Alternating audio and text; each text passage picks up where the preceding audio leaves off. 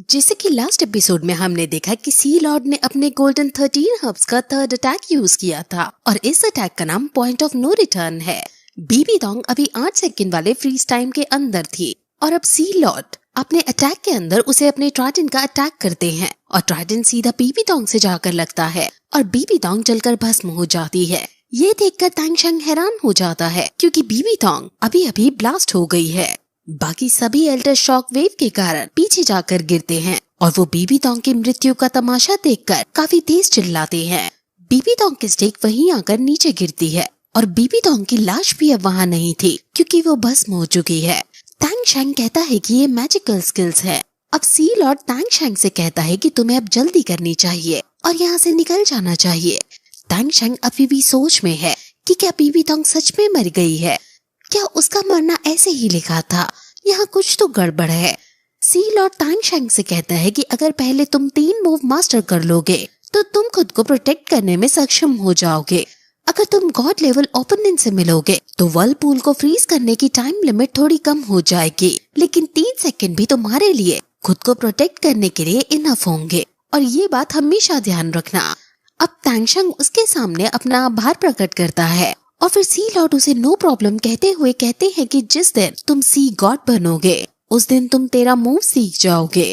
तांग शेंग भी अब कहता है कि मैं आपके ट्राइडेंट का काम मिट्टी में नहीं मिलने दूंगा।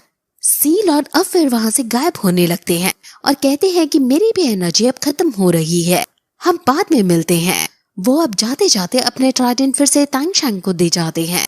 तांग शेंग अब जल्दी से डर्मिंग और अर्मिंग के पास जाने का सोचता है और वहाँ जाने लगता है।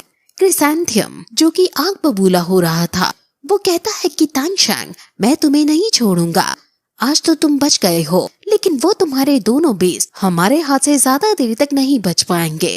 और फिर इसी के साथ ये एपिसोड यहीं खत्म हो जाता है। गाइस, बीबी डोंग एक राक्षसा गॉड थी जिसका अब अंत हो गया है।